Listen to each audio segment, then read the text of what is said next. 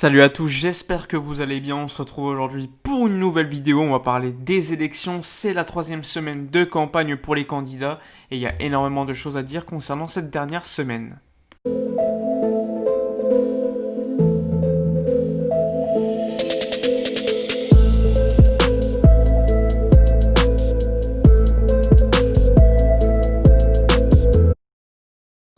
Alors, comme vous le saviez, les candidats avaient jusqu'à hier pour déposer leur signature, leur parrainage, pour leur permettre d'être officiellement candidats aux élections présidentielles qui normalement devraient se dérouler le 24 janvier. Mais attention, on n'est pas assuré qu'elles se déroulent à cette date, puisqu'il y aura une réunion qui va se dérouler ce vendredi entre le gouvernement ainsi que le FC Barcelone pour décider s'il ne faudrait pas plutôt les repousser à quelques semaines, puisque comme vous le savez qu'avec le Covid-19, il est possible que les restrictions soient encore plus difficiles en Espagne, et dans ce cas-là, ça serait beaucoup plus difficile pour les gens de sortir de chez eux et donc d'aller voter. Et comme vous le savez, les élections en Espagne, c'est très important, surtout pour un club comme le FC Barcelone, qui est le club atypique, politique par excellence.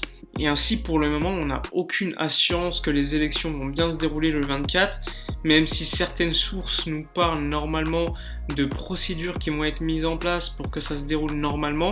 Il y a d'autres sources qui, elles, parlent plutôt de déplacement des élections, puisque comme vous le savez, le Covid-19 aujourd'hui en Europe est de plus en plus virulent, et la seule solution, c'est de confiner. Pour l'instant, en Catalogne, c'est confiné, mais pas dans toutes les zones d'Espagne. Et on sait qu'il y a des socios qui sont partout. Pareil pour l'Espagne et bien d'autres pays.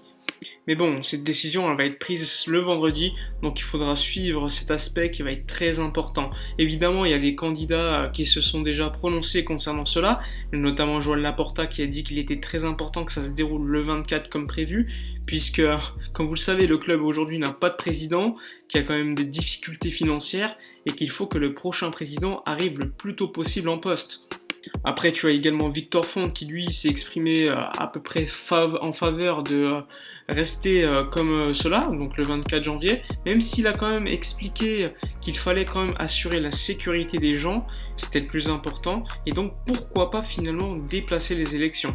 Donc on voit un Victor Font qui est un peu plus en retrait par rapport à ce qu'il y avait il y a quelques semaines, où il voulait absolument que les élections se déroulent le 24 pour que le prochain président arrive très rapidement en poste.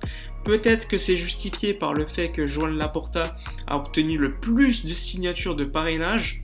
Je ne sais pas, mais c'est quelque chose qui est quand même très changeant dans le comportement de Victor Font. Il y a également Toni Freixa qui lui a obtenu à peu près 2800 votes, qui lui également sera candidat pour les élections de 2021 et qui, comme prévu, va représenter la continuité de José María Bartomeu, même s'il ne va pas le dire de manière formelle. On sait qu'au niveau des idées, c'est quand même des personnages qui sont très très proches, un peu comme Émilie Rousseau. Émilie Rousseau qui est officiellement, comme Joan Laporta, comme Victor Font et comme Toni Freixa, candidat aux élections présidentielles. Il a obtenu 2500 votes, mais attention, on sait que normalement il faut 2247 parrainages et que parfois, d'habitude, il y a 10% des parrainages qui sont donnés qui sont annulés par la commission de vérification des signatures. Et si ça arrive, Émilie Rousseau aura moins de 2247 parrainages. Et dans ce cas-là, il ne sera pas candidat aux élections. Il faudra donc attendre jeudi, qui est le dernier jour de vérification des parrainages, pour savoir si Émilie Rousseau fera bien partie de l'aventure des élections. Donc pour l'instant, ça fait 4 candidats officiellement, ça pourrait devenir 3. Donc on va être assez patient pour cela, on verra bien ce qui va se dérouler d'ici les prochains jours. Mais on sait qu'il y a déjà eu des tentatives de conciliation entre divers camps, comme Émilie Rousseau et Toni Freixa, qui pourquoi pas pourraient faire une alliance tout simplement. On rappelle que Émilie Rousseau était dans la direction de José María Bartomeu, donc les idées des deux candidats sont quand même très très proches. Et dans ce cas-là, on aurait quand même un camp représentant Bartomeu qui serait plutôt fort, même s'il faut relativiser par rapport à Joan Laporta qui a déjà beaucoup d'avance. Jordi Farré, lui, a obtenu environ 2000 parrainages, donc c'était pas suffisant, un peu comme l'autre candidat qui était proche de ces 2000, c'est-à-dire Xavi Villajuana qui était également dans la direction de Bartomeu. Il y en a d'autres qui ont eu moins de parrainages, notamment Agustí Benedito qui n'a même pas voulu déposer les parrainages qu'il a reçus. À mon avis, on n'avait pas dû en avoir beaucoup. Luis Fernandez Ala, lui, on a reçu environ 1140, donc c'est quand même plutôt une bonne performance pour quelqu'un qui n'est pas très connu. Et ensuite, le bon dernier, c'est Pere Riera qui a obtenu 4 parrainages. Oui, vous avez bien entendu, 4 parrainages. Donc oui, c'était un petit peu ridicule, mais bon, chacun a le droit de se présenter, et pourquoi pas, j'ai envie de vous dire, même si au niveau de sa campagne, on a vu que c'était mal maîtrisé, il y a eu pas mal d'erreurs de sa part sur les réseaux sociaux, et il est passé pour quelqu'un d'assez ridicule.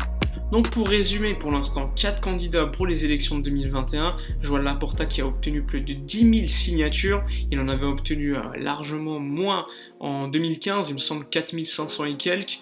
Le deuxième qui a reçu plus de signatures pour ces élections pour l'instant, c'est Victor Font avec un peu plus de 4700. Les deux autres qui suivent, c'est Émilie Rousseau et Tony Freccia qui en ont tenu environ 2500-2800. Donc c'est quand même pas mal, hein, sachant qu'on est en pleine période de Covid-19, les socios forcément ne sortaient pas autant que d'habitude, il y a eu des jours en plus donnés pour qu'ils obtiennent les signatures, donc pourquoi pas. Maintenant on va attendre jeudi qui va être la date limite pour vérifier toutes les signatures, c'est quelque chose de très important, on pourrait passer à 3 candidats comme je vous l'ai dit, et dans ce cas-là il y aurait quand même un risque que tous les candidats qui soutiennent d'habitude Bartomeu se mettent tous ensemble avec Tony Freccia. Dans ce cas-là, il y aura quand même quelque chose de très intéressant, c'est-à-dire un camp avec Joan Laporta qui a beaucoup d'avance, qui est très très connu déjà, Victor Font qui a obtenu quand même pas mal de signatures, ce qui démontre que sa campagne a plutôt été bien gérée de sa part, et un troisième camp, le camp, on va dire, de Tony Freccia qui est soutenu par Bartomeu, Sandro Rosell, etc. On va de toute façon probablement suivre énormément d'attaques à l'encontre de Joan Laporta qui a largement beaucoup d'avance, qui est le grand favori, donc logiquement ça va être le premier à se faire attaquer. Déjà depuis quelques semaines, on voit que Victor Font l'attaque pas mal. Et parfois, on peut dire que c'est de l'obsession, on parle de nostalgie, on parle de quelqu'un qui est d'une autre époque, alors que quand même, Joan Laporta, il faut le respecter. C'est le meilleur président de l'histoire du FC Barcelone. Et on ne peut pas parler de la sorte de Joan Laporta, selon moi. Même si, évidemment, on peut avoir des idées contraires. Mais là, on parle quand même de l'intégrité d'un homme. On ne peut pas le ridiculiser comme ça sur la place publique. On sait que Jordi Farré, lui, va voter pour Joan Laporta. Il l'a dit directement après avoir déposé ses bulletins de vote. Je pense qu'aujourd'hui, il est largement favori. Mais attention, tout peut se passer pendant une campagne électorale. Normalement, on devrait avoir une campagne électorale qui va commencer entre les 4 candidats le 15 et qui devrait se terminer le 22, le 23 et enfin le vote le 24. Sachant que normalement, il y a un débat télévisé qui va arriver d'ici le 20, le 21, donc ça pourrait être très intéressant à suivre et j'attends que cela personnellement puisque le débat c'est vraiment là où on va voir un partage d'idées, énormément de candidats qui vont s'attaquer et c'est peut-être que là que tout va se jouer. Enfin bref, normalement la semaine prochaine je vais vous sortir une vidéo sur le projet de Joan Laporta. J'entends énormément de gens dire qu'il n'a pas de programme, etc., ce qui est faux, donc on va en parler, surtout qu'il va sortir son programme économique et sportif la semaine prochaine, donc ça va être très intéressant à suivre. Enfin bref, dites-moi dans les commentaires votre avis concernant ces élections, qui il faut plutôt soutenir, Joan Laporta, Tony Freccia, Rousseau ou encore Victor Font. Dites-moi votre avis dans les commentaires, c'est très intéressant. Essayez d'argumenter, c'est quand même plus intéressant à suivre et surtout à lire. N'oubliez pas, comme d'habitude, de vous abonner à la chaîne, c'est très important pour moi, de liker, de partager. On approche quand même les 50 000 followers et ça c'est quand même plutôt magique pour moi, je m'y attendais pas à avoir autant de followers sur YouTube, donc je vous remercie d'avance et je remercie ceux qui me suivent déjà depuis quelques mois. Enfin bref, je vous dis à la prochaine et d'ici là, comme d'habitude, portez-vous bien.